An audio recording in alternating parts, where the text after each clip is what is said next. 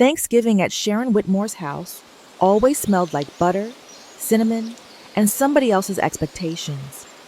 Her front porch had a wreath the size of a tire, and the moment you stepped inside, you were hit with heat from the oven and the kind of forced cheer that makes your jaw ache from smiling too long. A Hallmark movie played on mute in the living room. A ceramic turkey sat in the center of the dining table like it had seniority. And Sharon, my mother-in-law, moved through the kitchen like a general in an apron, clapping her hands as if her grown children were still 12. Ryan, honey, move that chair. Linda, you can slice the rolls. Caleb, sweetie, wash your hands again. Caleb looked at me over Sharon's shoulder and made a face. 9 years old, freckle-nosed, too smart for his own good, and already learning which adults used kindness as a leash. I smiled back at him like everything was fine, because that was my skill now, smiling through it. My name is Linda Parker Whitmore. I'm 33.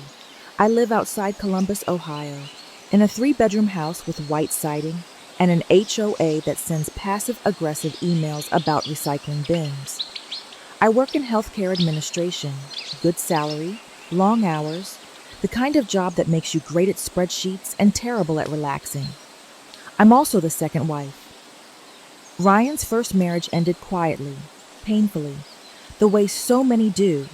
No big scandal, just two people who couldn't stop hurting each other until they finally stopped trying. His ex-wife, Jenna, moved to Kentucky for work. Ryan got primary custody of their son because of Jenna's schedule and Ryan's support system, which, in Sharon's mind, meant Sharon got custody too. She never said it out loud like that. Sharon didn't need to. She wore it in her posture, in the way she corrected Caleb's grammar, in the way she accidentally referred to our home as Ryan's house, in the way she called me Linda dear, in that soft voice that sounds like sugar until you taste the bitterness underneath. I married Ryan knowing Sharon would be present. I didn't marry him knowing she would use our child as a control panel for our entire marriage. That Thanksgiving, I learned just how comfortable she was threatening me in her own kitchen. It happened while Ryan was in the garage getting the folding chairs. Sharon leaned close to me at the counter, where I was slicing rolls and trying not to get flour on my sweater. Her voice dropped, warm and private. "Linda," she murmured, "I heard you and Ryan had a little disagreement about money." I froze for half a second. Ryan and I had argued the night before, quietly in our bedroom, after Caleb was asleep, about whether we should refinance, whether we should take on a bigger mortgage so Ryan could cut back on overtime. It wasn't dramatic. It was normal married couple math. It was also none of Sharon's business. I kept my tone neutral. Ryan and I handled it. Sharon smiled like I told a funny joke. "Oh, I'm sure you think you did. But Ryan gets sensitive when he feels pressured." I didn't pressure him. "You're new to this," she said, as if I was new to adulthood. "Ryan needs peace at home. He's been through so much. And Caleb, well, Caleb needs stability. Do you understand what stability means, Linda?" My fingers tightened around the knife. "Yes." "Good." She patted my hand. "Then you'll stop pushing for changes. Ryan's job, Ryan's money, Ryan's choices. If you keep stirring things up..." She paused just long enough for the warning to land. "I'll have to tell my son." There it was, the line that always came with a smile. I'll have to tell my son.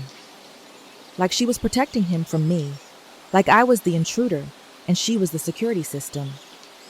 My throat felt tight. "You don't need to." "Of course I don't," she said sweetly. "I'd much rather you behave like family." Then she turned and called out, bright and loud, "Caleb, come taste the sweet potatoes, honey." Caleb walked in, glanced at my face, and then looked away like he decided not to ask. Kids learn fast. I had promised myself I wouldn't fight on holidays. I had promised myself I wouldn't make Ryan choose between his wife and his mother in front of his son. I had promised myself I would be mature. So I did what Sharon counted on. I swallowed it. I smiled. I played along. We ate turkey and mashed potatoes. We laughed at a joke Ryan's sister Emily made about their dad's obsession with football stats. We watched Caleb stack olives on his fingers and pretend he was a monster. Sharon told a story about Ryan's kindergarten Thanksgiving play like it was a sacred text. And all night, every time Sharon looked at me, her eyes said the same thing: remember your place.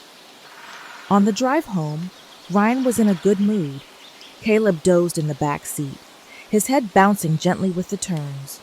Ryan reached for my hand. Not too bad, right? I stared out at the dark highway and forced my voice to stay light.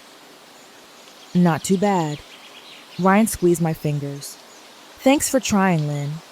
I know my mom can be intense. I wanted to tell him what she'd said. I wanted to tell him how she'd leaned in like a snake and used Caleb needs stability like a club. But Ryan sounded relieved, and I was tired, and I could already hear the response in his voice if I brought it up. Did she really say that? Maybe you misunderstood. You know how she worries. So I stayed quiet. That was the beginning of the worst year of my marriage. Sharon learned quickly what worked on me. She didn't yell. She didn't insult me outright. She didn't storm out dramatically. She used guilt and fear and that one perfect phrase: I'll tell my son. And every time she said it, she made it sound like a consequence I deserved.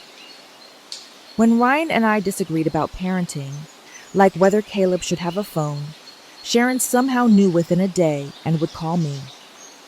Linda, honey, Ryan is already worried you're too strict. Don't make him feel like his own home is a battlefield. If you keep this up, I'll have to tell my son you're making Caleb miserable. When I told Caleb he couldn't spend every weekend at Sharon's house because he needed time with friends and us as a family, Sharon showed up at our front door with a plastic container of cookies and a wounded expression. I guess you don't want me involved, she sighed. It's fine. I'll tell my son you're trying to cut his mother out. When I asked Ryan if we could spend Christmas morning at our house instead of driving to Sharon's at 7 a.m. like we were in a parade she was directing, Sharon sent Ryan a long text about family traditions and then called me afterward. I'm not accusing you of anything, Linda, she said, voice dripping with innocence. I'm just concerned you don't understand how much this means to Ryan. If you push too hard, I'll have to tell him you're trying to change who he is. Every threat had the same structure. 1. Make me the problem. 2. Position herself as the protector. 3. Remind me she had direct access to my husband's emotions. 4. Pressure me to comply. And it worked, because I hated conflict. I wasn't raised to be loud. I was raised to be functional. My dad was a long-haul truck driver. My mom managed a dental office. We weren't a dramatic family. We were a deal-with-it family. If something broke, you fixed it. If someone hurt your feelings, you got over it. So when Sharon started pushing, I tried to handle it the American way I'd been taught. Stay polite, communicate calmly, don't escalate. But Sharon didn't play by those rules. She played by the rules of leverage, and her leverage was my husband's guilt and my stepson's love. Caleb adored Sharon. She made him pancakes shaped like Mickey Mouse. She let him stay up late watching movies. She bought him small gifts just because. She showed up to his school events with a camera and a sweatshirt that said Grammy's boy, like she was claiming him publicly. Caleb loved her, and I didn't want to take that away from him, which is exactly why Sharon felt safe using him like a bargaining chip. I noticed the pattern after one particular night in March. Ryan and I had argued, really argued, for the first time since we got married. It started over something stupid. Ryan forgot to pay the electric bill on time. The late fee was $30. $30 shouldn't be the end of the world, but it wasn't about $30. It was about me doing all the invisible work of our lives. Appointments, school emails, groceries, laundry, budgeting, while Ryan floated through the house like a decent guy who didn't realize how much I carried. I said something like, "I feel like I'm the only adult sometimes." Ryan snapped back, "You act like I'm incompetent." The argument got louder. Caleb heard us. I saw his door crack open. I stopped immediately. I lowered my voice. I told Ryan we could talk later, but the damage was already done. The next morning, Sharon called me at work. Not Ryan. Me. "Linda," she said softly, "Caleb told me you and Ryan were fighting." My heart dropped. "Caleb shouldn't be—" "Don't blame Caleb," Sharon interrupted, still sweet. "He's a child. He was scared. He came to his grandmother because he trusts me." I gripped the phone. "We weren't screaming. We just—" "This is exactly what I worried about." Sharon sighed. "Ryan needs calm. Caleb needs calm. If you can't provide that, you're going to ruin everything. And I don't want to do this, but if it happens again, I'll have to tell my son what Caleb said." My ears rang. "Sharon, you're already—" "Honey," she whispered, "I'm trying to help you." Help me. That word. Sharon always framed control as help, manipulation as concern. I hung up shaking. That night, I told Ryan we needed boundaries. I tried to be careful. I tried to be fair. I said, "Your mom can't call me and threaten me every time we have an argument." Ryan looked confused. "Threaten you?" I swallowed. "She says she'll tell you things. She uses it to pressure me." Ryan frowned like he genuinely didn't understand. "She wouldn't threaten you. She worries. She's protective." I could feel my chest tightening. "Ryan, she literally said, 'I'll have to tell my son.'" Ryan rubbed his face. "Okay. Maybe she said it like that, but she means she'll talk to me. She's my mom. And I'm your wife." He looked at me, tired. "Linda, don't make me choose." There it was. The sentence that always shut me down. Don't make me choose. As if I was the one holding a knife to his throat, when Sharon was the one quietly carving up our marriage into pieces she could control. So again, I did what I always did. I backed off. I told myself I would handle Sharon better. I told myself I'd be smarter. I told myself it was temporary. Then May happened. Emily, Ryan's sister, graduated from nursing school. Sharon hosted a big family dinner to celebrate. There were balloons and a sheet cake and a photo collage on the wall like Emily had won an election. Ryan and I arrived with Caleb, who immediately ran into the backyard with his cousins. Sharon hugged Ryan, kissed his cheek, and then hugged me just long enough for the cameras. When we were alone in the kitchen, she turned to me and lowered her voice again. "I heard you're not letting Caleb stay over anymore on Fridays," she said. I blinked. "We're cutting back. He has friends and—" Sharon's eyes hardened. "Ryan stayed at my mother's house every Friday when he was little. It's tradition. It's family. Why would you take that away? It's not about taking anything away. Caleb needs his grandmother," she snapped, and then caught herself, smoothing her tone instantly. "I mean, he loves it there. It's good for him." I took a breath. "We're not stopping visits. We're just—" Sharon leaned in. "Linda, don't do this. Ryan is already sensitive about you trying to change things. If you insist on controlling Caleb's schedule, I will tell my son you're isolating him from family." I stared at her, my hands trembling slightly. "You can talk to Ryan without threatening me." Sharon's smile returned, slow and pleased. "Oh, sweetie, I'm not threatening you." Her voice dropped, almost playful. "I'm reminding you." That night on the drive home, Ryan got a text from Sharon. He read it silently, then sighed. "What?" I asked, my stomach already sinking. Ryan glanced at me. She's just worried you're overwhelmed. She says you seem stressed, and maybe you need more help. My mouth went dry. That's what she said? Ryan nodded. She wants to pick Caleb up more often. I could hear Sharon's voice behind his words like a ventriloquist. Pick Caleb up more often. Be more involved. Be more present. Be closer. Because the closer Sharon was to Caleb, the more leverage she had over me. I looked at Ryan. Did she say anything else? Ryan hesitated. She said she thinks you don't like her. I laughed, sharp and humorless. That's what she's worried about? Not that she's pressuring me? Ryan's jaw tightened. Linda, you're being unfair. She loves Caleb. I love Caleb, I shot back, but I'm not using him as a weapon. Ryan went quiet. Caleb hummed along with the song in the back seat, oblivious. I stared at the road, blinking back tears, and felt something shift inside me. I was tired of being the only one who saw what was happening. I was tired of being painted as unstable every time I reacted. I was tired of Sharon pulling strings and Ryan acting like he couldn't see the puppet show. So I did something I'd never done before.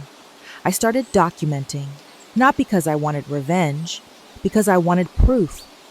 I bought a small notebook from Target, the kind with a floral cover and cheap paper, and I started writing down dates. May 12th, Sharon said, I'll tell my son you're isolating Caleb. May 27th, Sharon showed up unannounced and said, if you don't let me take Caleb this weekend, I'll tell Ryan you're controlling. June 3rd, Sharon called my work phone and said, Ryan doesn't like conflict. Don't make this a thing or I'll tell him. Every entry felt embarrassing at first, like I was collecting evidence for a trial I didn't want to be in. But over time, the pattern became undeniable, even on paper. Sharon didn't want peace.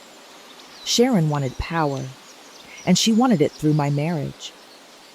By July, the pressure had escalated from annoying to dangerous. Ryan got offered a promotion at his logistics company, more money, more travel, longer hours. It was a big deal. We celebrated with takeout sushi and sparkling cider for Caleb. That weekend, Sharon invited us over for dinner. I knew better. I went anyway. She praised Ryan loudly in front of everyone, calling him my hardworking boy, like he was still 12. Then she turned to me and said in front of the table, Linda, this promotion will be hard on a marriage. Ryan needs support. You can't be sensitive. You have to be strong. I smiled politely. Of course. Sharon nodded like she trained me well. Then, later, when I was washing dishes, she cornered me near the sink. You'll encourage him to take it, she said. He wants it, I replied. You'll encourage him without complaining, she corrected. I looked up. I'm not going to complain. It's good for him. Sharon's eyes narrowed. Good, because if Ryan feels guilt about leaving Caleb more, he'll get resentful. And if you make him feel guilty, I will tell my son you're undermining his career. My hands shook so hard I nearly dropped a plate. I turned off the faucet slowly. Sharon, why do you talk to me like this? She blinked, then smiled like a teacher watching a student struggle. Because you forget, she said softly. Forget what? Her voice turned colder. That Ryan is mine first. I stared at her, stunned. She tilted her head. I raised him. I protected him. I got him through that divorce. I did, not you. You're just here now. My throat burned. I'm his wife. Sharon's smile was small and cruel. Wives come and go, honey. Then she patted my shoulder and walked away like she hadn't just said something unforgivable. That night, I cried in the shower where no one could hear. Not because I believed her, because for the first time, I understood she meant it. She truly believed she owned Ryan, and if she believed that, then she would never stop. The breaking point didn't happen with a scream. It happened with a Facebook post. Late August, Sharon hosted a family cookout. Burgers, corn on the cob, kids running around with sparklers even though it wasn't a holiday. Classic Midwestern end-of-summer stuff. I brought potato salad and a smile. Everything seemed normal until Emily pulled me aside near the laundry room, looking uncomfortable. "Linda," she whispered, "I just wanted to ask, are you okay?" I blinked. "Yeah, why?" Emily hesitated. "Mom's been talking. She told Aunt Denise you've been mean to Caleb, that you don't want him around." My blood went cold. "She said what?" Emily's eyes widened. "You didn't know?" I couldn't speak. My chest felt tight. Emily lowered her voice more. "She told Dad's side too, and Grandma. She said you're jealous of Caleb, and you want Ryan to have a new family." For a second, everything around me dulled. The laughter outside, the smell of grilling meat, the sound of kids shouting. My vision narrowed like my body was trying to protect me from the shock. Sharon had moved beyond controlling me privately. She was now attacking my reputation publicly, and she'd done it in the worst possible way, painting me as the evil stepmother. That narrative sticks like tar. It follows you. It makes people look at you differently. It makes your husband's family treat you like you're dangerous around a child. I forced myself to breathe. Who else did she tell? Emily bit her lip. Pretty much everyone. She said she's worried Caleb isn't safe emotionally. My hand started shaking again. "Did Ryan know?" Emily looked away. "Mom told him you've been stressed. He didn't want to argue. He just said he'd talk to you." I felt like I was being punched in slow motion. I'd been swallowing Sharon's threats to keep peace, and Sharon repaid me by poisoning the whole family against me. I walked back outside like my legs belonged to someone else. Sharon was at the patio table laughing with Aunt Denise, holding a lemonade like she was the queen of summer. When she saw me, her smile widened. "Oh, Linda, come sit. We were just talking about how hard motherhood is." My stomach turned. I sat down slowly, my face calm, my heart pounding. Aunt Denise smiled awkwardly, like she didn't know what to do with me now that I was there. Sharon reached out and squeezed my hand, performative. "You know, sweetie," she said loudly enough for others to hear, "if you're ever overwhelmed with Caleb, you can always ask for help. No shame in admitting you're struggling." I stared at her. "I'm not struggling with Caleb." Sharon's eyes glittered. "Oh, so you're saying I'm wrong?" Her tone was soft, but it carried a trap. If I said yes, I'd look defensive. If I said no, I'd confirm her lie. Ryan walked over then, carrying a plate. He glanced between us. "Everything okay?" Sharon smiled sweetly at him. "Of course, honey. We're just supporting Linda." Supporting? I looked at Ryan. "We need to talk." Ryan's brow furrowed. "About what?" Sharon's fingers tightened on mine. Under the table, she pressed her nails into my skin. Her voice stayed pleasant. "Linda, don't do this here." I turned my head slowly toward her. "Don't do what?" Her smile didn't move. Her eyes warned me. And then she said it, low and lethal, so only I could hear. "Don't embarrass yourself, or I'll tell my son you're unstable." Unstable. That word again. She'd already planted the seed with the family. Now she was watering it. My vision sharpened. Something in me hardened. Because if Sharon was willing to call me unstable, she was willing to take Caleb from me in Ryan's mind. She was willing to turn my husband against me using the one thing I love most in this family. That boy. I stood up. Ryan looked startled. "Linda?" I forced a smile. "I'm going to check on Caleb." I walked away with my skin buzzing, my mind racing. Caleb was by the fire pit, roasting a marshmallow with his cousins. He looked happy, safe, normal. I crouched beside him. "Hey, bud, you okay?" Caleb nodded, then glanced toward the patio where Sharon sat. He lowered his voice. Linda, Grammy told me something. My heart stopped. What did she tell you? Caleb's little face tightened like he hated saying it. She said, you might not love me the same when you have your own baby. I went still. The world tilted. Caleb, I said carefully, why would she say that? He shrugged, eyes watery. She said sometimes stepmoms want the real family, and I might have to live with her more if you and Dad fight. My mouth went dry. Sharon had gone directly to Caleb. She'd planted fear in him. She'd used the child as a weapon, not just against me, but against his own peace. I wrapped my arms around him. Hey, listen to me. I love you. I'm not going anywhere, okay? Caleb hugged me tight. His small fingers gripped my shirt like he was holding on to the only stable thing he could find. I held him and felt rage so clean it was almost calm. That was it. She had crossed the line. Not in my marriage, in my child's heart. That night after we got home, I didn't cry. I didn't scream. I sat Ryan down at the kitchen table after Caleb went to bed, and I opened my notebook. Ryan looked tired. What is this? Dates, I said. Things your mom has said to me. Things she's done. Ryan sighed. Linda, please don't start. I looked him in the eye. Caleb told me Sharon said I might not love him if we have a baby, that he might have to live with her if we fight. Ryan froze. She said that? Yes. Ryan's jaw tightened. Caleb might have misunderstood. My voice stayed steady.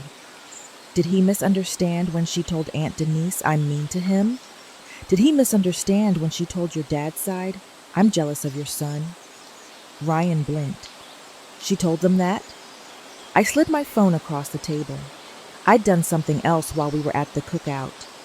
After Emily told me what Sharon had been saying, I took a quiet walk to the side of the house and opened Facebook. Sharon had posted photos from Caleb's birthday months ago, ones I'd taken, and the caption read, "Grateful Caleb has family who will always be there for him. Kids need consistency." Dozens of comments underneath. Aunt Denise. He's lucky to have you, Sharon. Not everyone treats children right these days. Grandma Whitmore. You always protect him. A cousin. Some women don't understand what it takes to be a mother. None of them named me. They didn't have to. Ryan read the comments. His face shifted from confusion to discomfort to anger. Why would she? Because it works, I said quietly. Because you keep saying that's just how she is, and she keeps getting away with it. Ryan rubbed his temples. Linda, I didn't know. I leaned forward. You didn't know because she doesn't do it to you. She does it to me. And when I try to tell you, you think I'm exaggerating. Ryan opened his mouth, then closed it. I softened just a little. I'm not asking you to hate your mother. I'm asking you to protect your family. Us. Caleb. Ryan stared down at the notebook. What do you want me to do? My hands were steady when I answered. I want boundaries, real ones, and if she breaks them, there are consequences. Ryan swallowed. Like what? I said the sentence that felt terrifying and necessary. She doesn't get access to Caleb as a reward for disrespecting me. Ryan flinched. Linda, I held up a hand. Not punishment, protection. She used him to scare me. She put fear in his head. That is not love. Ryan's eyes were glossy now. He looked like a man finally seeing a wound he'd ignored because it was easier. Okay, he whispered. Okay, I'll talk to her. And he did. The next day, Ryan called Sharon and put her on speaker, per my request. My heart hammered. My palms sweated. Sharon answered bright. Hi, honey. Ryan's tone was firm but shaky. Mom, we need to talk about something. Sharon's cheer dimmed. What's wrong? Ryan cleared his throat. Linda told me you've been saying things about her to the family, that you told Caleb she might not love him if we have a baby. Sharon gasped, theatrical. Oh my God. Ryan, I would never... Ryan cut in, stronger now. Mom, did you say it? Sharon's voice turned wounded. I said children sometimes feel insecure. I was comforting him. I'm trying to protect him. From what? Ryan demanded. A pause. Then Sharon's voice sharpened, just slightly. From instability, from conflict, from a woman who doesn't understand what it means to be a mother. My breath caught. Ryan's voice dropped, dangerous. Don't talk about my wife like that. Sharon went silent for a beat. Then she shifted to her favorite weapon, guilt. I knew this would happen, she said softly. A son grows up and forgets his mother. Fine. If Linda wants to turn you against me, she can. But don't come crying to me when she ruins Caleb. My heart pounded. Ryan's voice rose. Stop. Just stop. You're not allowed to speak about Linda to anyone. You're not allowed to put things in Caleb's head. You're not allowed to threaten her with, I'll tell my son, like she's a child. If you can't respect my marriage, you don't get access to our home. Sharon inhaled sharply. So now you're threatening me? Ryan replied, steady and clear. No, I'm setting boundaries. Sharon's voice turned icy. Well, if that's how it is, I guess I'll have to tell the family what's really going on. And then she hung up. I sat there shaking, but something else was there too. Relief. Because for the first time, Ryan had heard it. He'd heard the edge beneath her sweetness. He'd heard the manipulation. He'd heard the threat. Ryan stared at the phone like it had bit him. I didn't realize. I took his hand. Now you do. For a few weeks, it was quiet. Sharon didn't call. She didn't show up. She didn't text Ryan except for vague, sad messages like, I miss my grandson and I hope you're happy. Caleb asked about her. We told him the truth in kid language. Grammy needs to be kind to everyone, and until she is, we're taking a break. Caleb nodded, but I could see the sadness in him, and that's what hurt the most. Sharon wasn't just hurting me.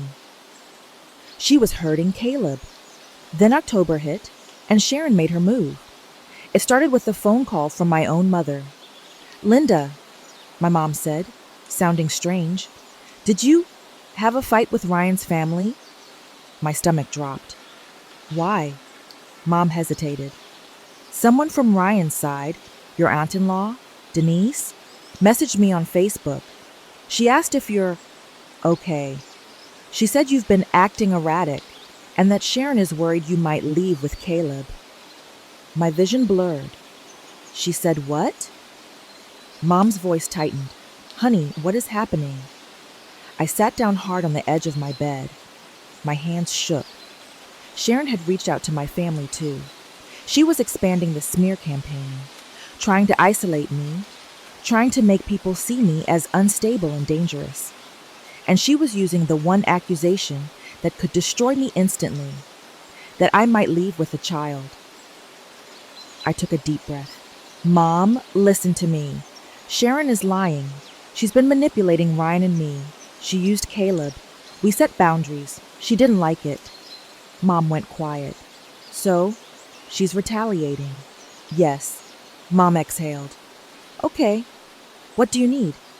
That question, simple, loving, nearly broke me. I need you to not believe her, I whispered.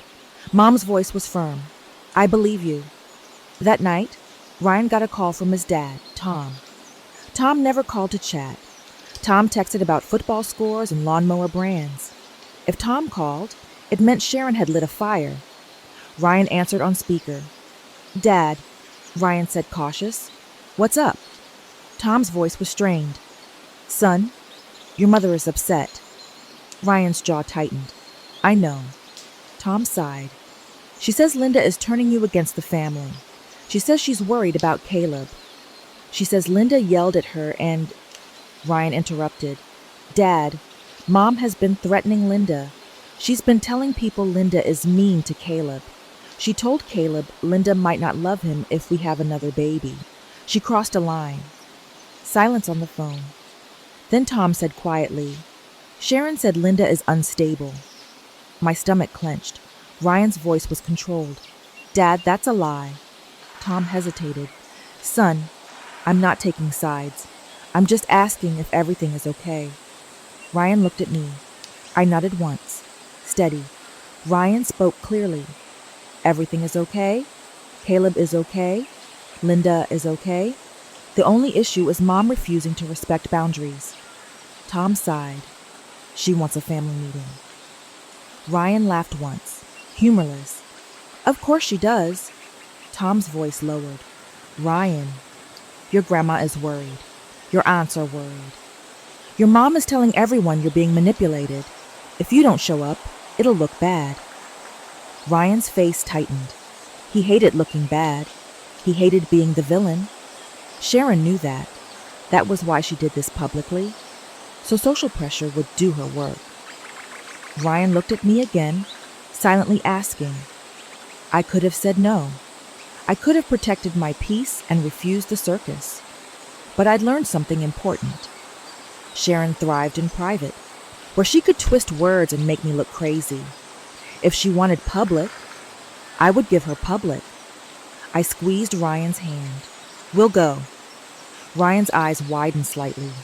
Linda, I'm done being quiet, I said. If she wants a meeting, she can have one. Ryan swallowed and turned back to the phone.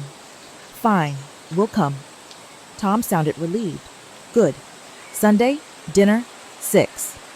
After he hung up, Ryan looked scared. What are you going to do? I stared at the wall, calm in a way that surprised me. Tell the truth. Over the next few days, I prepared like it was court. Not with drama, with facts. I printed screenshots of Sharon's Facebook post and the comments that implied I was a bad stepmother. I saved texts Sharon had sent Ryan, ones where she talked about me like I was an enemy. I wrote down Caleb's exact words from the fire pit conversation. And I did one more thing. I talked to Caleb gently. Hey, bud, I said one night, while we built a Lego set at the kitchen table. Do you remember what Grammy said about you living with her? Caleb's hands paused. He nodded slowly. Do you remember how that made you feel? His eyes dropped. Scared. I swallowed. If Dad and I talk about this with the family, would you want to tell them how you felt? Only if you want. No pressure. Caleb looked up at me, serious. I don't want Grammy to say that stuff anymore. My chest tightened. Me either. He thought for a moment. If she's mad at you, she's mad at me too, because I told you. I reached across the table and took his hand. No, you didn't do anything wrong. Adults are supposed to make kids feel safe. If an adult makes you feel scared, that's on them. Caleb nodded, but his face was tight. I could see the loyalty war in him already. Love for his grandma, love for me, fear of conflict. Children should not carry that. Sharon had forced it on him anyway. Sunday arrived cold and gray. Ohio in October always feels like the world is holding its breath. We drove to Sharon's house with Caleb in the back seat, quiet, holding his Nintendo Switch, but barely playing. Ryan gripped the steering wheel too hard. We can just keep it calm, he said. I stared ahead. Calm doesn't mean silent. Ryan swallowed. When we arrived, Sharon's driveway was full. Tom's truck, Emily's SUV, Aunt Denise's minivan, Grandma Whitmore's little sedan, a family summit. Sharon opened the door before we knocked, dressed like a church lady, cardigan, pearl earrings, lipstick that screamed, respect me. She hugged Caleb first, too tight, too long. Then she looked at me like I was a stain on her carpet. Linda, she said sweetly, I'm so glad you came. I smiled. Me too. Her eyes narrowed slightly.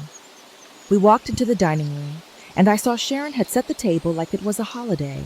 Placemats, candles, roast chicken, mashed potatoes, a pie already cut like she planned the slices in advance.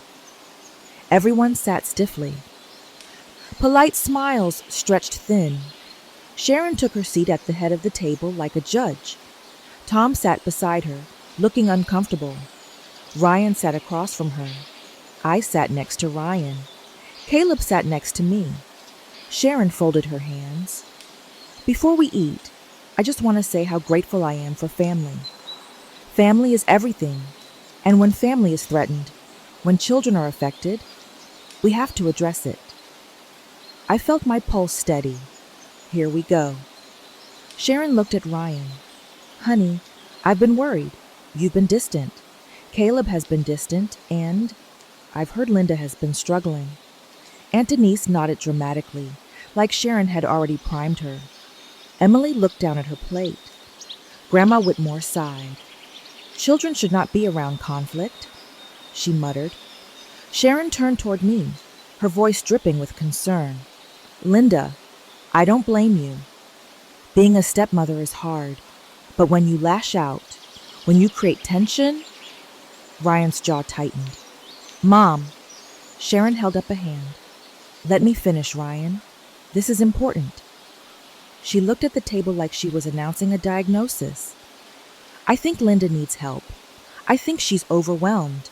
And I think, for Caleb's sake, we may need to consider spending more time with family members who can provide stability. There it was. The real goal. More time with Caleb. More control. I turned slowly and looked at Sharon. Can I speak? Sharon smiled. Of course, honey. We're here for honesty. I nodded. Great. Then let's be honest. Ryan glanced at me, anxious. I squeezed his knee under the table. I reached into my purse and pulled out a folder. Sharon's smile faltered. What is that? Receipts? I said calmly. Aunt Denise's eyes widened. Oh my... Sharon laughed lightly, trying to keep it cute. Linda, is this really necessary? It is, I said, still calm, because you've been telling people I'm unstable. You've been telling my family, you've been telling Ryan's family, and you've been using Caleb's feelings like a weapon. Sharon's face tightened. I have not. I held up a hand. I'm going to speak, and I won't be interrupted. Ryan agreed. Ryan swallowed and nodded. Mom, let her talk. Sharon looked at Ryan like he'd slapped her. I took a slow breath and started with the simplest truth. Sharon, you've used the phrase, I'll tell my son, to control me for months. Sharon blinked. That's ridiculous. I opened the notebook, not the floral one, but a fresh sheet where I'd copied the entries neatly. May 12th, I read. You said, if you keep isolating Caleb from family, I'll tell my son you're controlling. Sharon scoffed. I never said that. I looked at Ryan. Ryan, do you remember the night you asked me if I pushed your mom at Caleb's Nerf party because she told you I was harsh? Ryan's face reddened. Yes. Sharon's eyes flashed. I continued. June 3rd, you called my work phone and said, Ryan doesn't like conflict. Don't make this a thing or I'll tell him. Tom's eyebrows rose. You called her work? Sharon's voice sharpened. I was concerned. I was helping. I nodded like I was agreeing. That's your favorite word, helping. I slid the printed screenshot across the table toward Grandma Whitmore. This is your Facebook post, I said. The one where you implied I don't treat Caleb right. Grandma squinted, reading. Her mouth tightened. Aunt Denise leaned in. Sharon, why would you post that? Sharon's voice turned wounded. It was a general statement. I pointed to the comments. And you let your family comment things like, not everyone treats children right these days. You didn't correct them. You wanted them to believe it. Emily finally looked up, her eyes sharp. Mom, did you say Linda was jealous of Caleb? Sharon's face flushed. Emily, don't be dramatic. I turned to Sharon again. And then you told Caleb something that terrified him. Sharon's lips tightened. I did not. I looked down at Caleb gently. Caleb, you can say it if you want. No pressure. Caleb's hands trembled slightly. He looked around the table at all the adults. His eyes landed on Sharon, who stared at him with a smile that didn't reach her eyes. Caleb swallowed. His voice was small but clear. Grammy told me Linda might not love me if she has a baby. And if Dad and Linda fight, I might have to live with Grammy more. The room went silent. Sharon's face went blank for half a second, like her brain couldn't decide which mask to wear. Then she laughed, sharp and fake. Caleb, sweetheart, you misunderstood. I would never. Caleb's eyes filled with tears. You did. Tom leaned back in his chair like he'd been hit. Grandma Whitmore's mouth dropped open. Aunt Denise looked uncomfortable, suddenly not so sure she wanted to be Sharon's chorus. Sharon turned to Ryan, panicked, shifting tactics instantly. Ryan, honey, you know children get confused. Linda is coaching him. Ryan's face changed, not anger, something colder. He looked at Sharon and said quietly, Mom, stop. Sharon blinked. What? Ryan's voice grew steadier. He's not confused. He's scared. And you did that. Sharon's eyes flashed. I was protecting him. From what? Ryan demanded, echoing the question he'd asked on the phone. Sharon's voice rose. From her. From instability? From a woman who... Who what? Ryan snapped. Who married me? Who packs his lunches? Who takes him to soccer? Who sits up with him when he has nightmares? Who loves him enough to set boundaries so he feels safe? Sharon's face twisted. You're blinded. Ryan shook his head slowly, like he couldn't believe this was real. No, I'm finally seeing. Sharon's voice trembled, but it wasn't sadness. It was rage that she was losing control. I sacrificed for you, she hissed. I carried you. I raised you. I held you when you cried over Jenna, and now you're choosing her over me. Ryan stared at her. This isn't a competition. You made it one. Sharon looked around the table, searching for support. Tom? Tom's eyes were tired.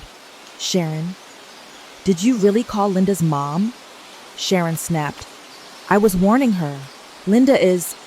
Tom cut in, louder than I'd ever heard him. Stop calling her names. Everyone froze. Tom had spent years letting Sharon run over everyone because it was easier. But something about hearing their grandson say, I was scared, had snapped the last thread. Sharon looked betrayed. So now everyone is against me. I spoke softly, steady. No, Sharon. Everyone is against what you did. Sharon's eyes darted to me, hate sharp as glass. You planned this. I nodded. Yes. Gasps. Sharon looked triumphant for a second, like she'd caught me confessing to a crime. I continued, calm. I planned to tell the truth. I planned to stop protecting you with my silence. I planned to stop letting you threaten me in private and then play innocent in public. Sharon's lips trembled. You're humiliating me. I held her gaze. You humiliated yourself when you used a child's fear to control a marriage. Aunt Denise shifted uncomfortably. Grandma Whitmore stared at her hands. Emily's eyes were wet. Sharon tried one last tactic. She softened her voice, turned toward Caleb, and reached out her hands. Caleb, honey, Grammy loves you. Come here. Caleb flinched and leaned closer to me. The movement was small, but it was everything. Sharon's face broke, just for a moment. Rage, grief, disbelief. Then her voice turned venomous again, aimed at me. You think you've won, she said. You think this means you're in charge. I took a breath, and my voice stayed steady. This isn't about being in charge. This is about being safe. Ryan stood up slowly, pushing his chair back. The legs scraped the floor, loud in the tense room. He looked at Sharon. Mom, here are the consequences. Sharon's eyes widened. Ryan's voice was firm. You will not speak about Linda to the family. You will not speak about her to Caleb. You will not imply she's unstable. You will not threaten her. If you do, we leave. If you do, you don't see Caleb for a while. And if you do it again, it becomes longer. Sharon's mouth fell open. You can't do that. Ryan's eyes were steel. Watch me.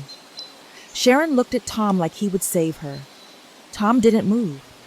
She looked at Grandma. Grandma looked away. She looked at Aunt Denise, who suddenly found her napkin fascinating.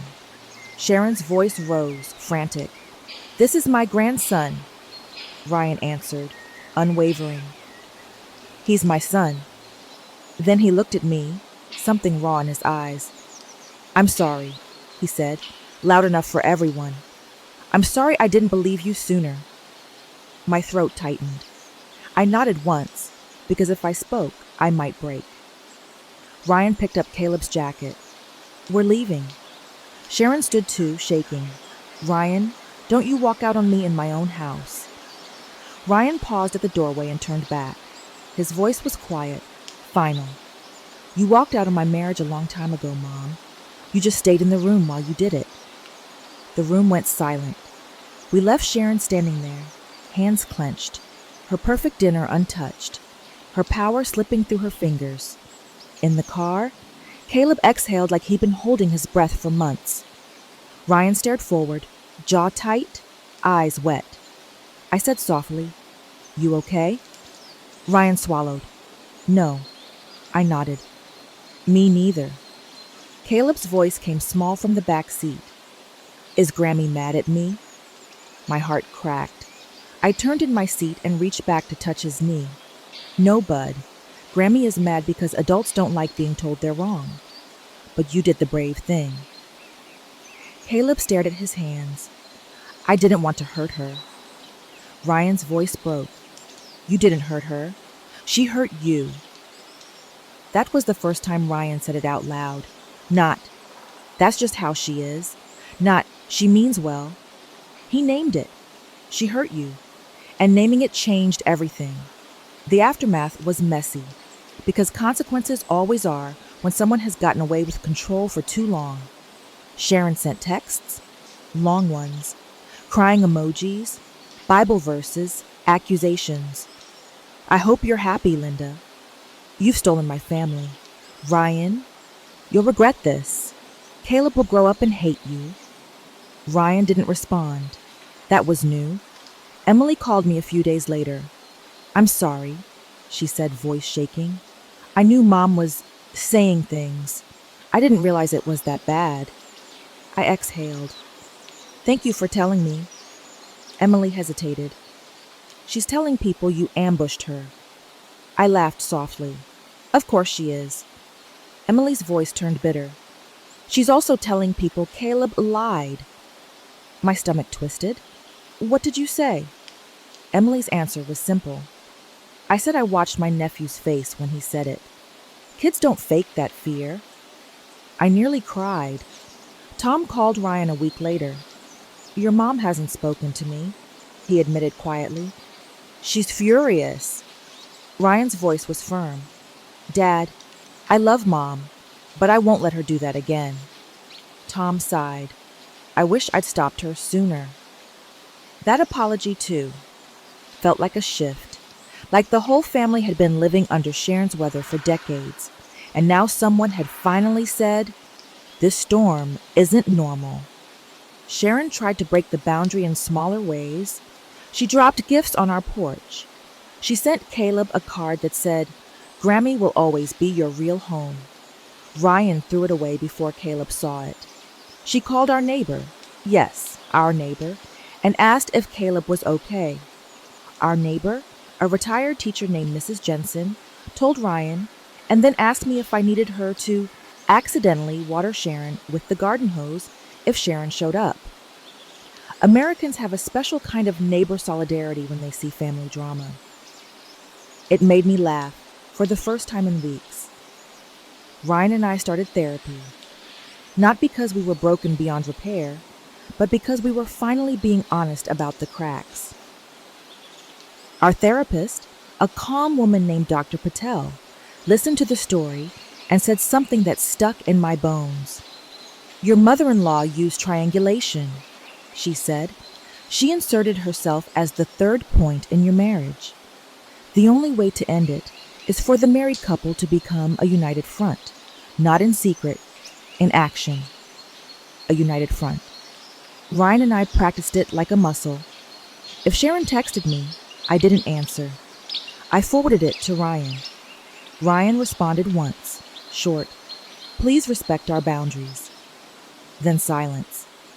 If Sharon told family members lies, Ryan corrected them directly. If Sharon tried to guilt Caleb through gifts, we explained to Caleb gently that love doesn't come with fear. It wasn't perfect. Caleb missed her. Ryan grieved the mother he wanted and the mother he had. But our home got quieter, not in the tense, fragile way Sharon called peace, in the real way, the kind where you can breathe. By Christmas, Sharon was still not allowed in our home. We did something new. Christmas morning at our house, pancakes and pajamas, Caleb opening gifts under our own tree, Ryan's arm around my waist while we watched him.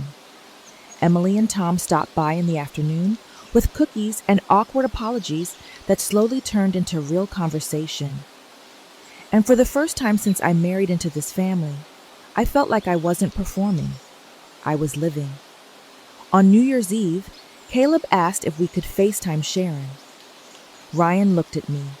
My throat tightened. Dr. Patel's voice echoed, "United front, action."